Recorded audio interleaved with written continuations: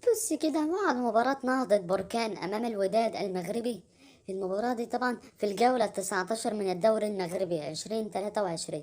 المباراة دي بإذن الله هتتلعب النهاردة الثلاثاء 7/3/2023 الساعة 7:15 مساء بتوقيت مصر وليبيا والسودان وفلسطين، 6:15 مساء بتوقيت المغرب وتونس والجزائر، و5:15 مساء بتوقيت موريتانيا، و8:15 مساء بتوقيت السعودية والكويت وقطر والبحرين واليمن والعراق وسوريا والأردن ولبنان، و9:15 مساء بتوقيت الإمارات وعمان.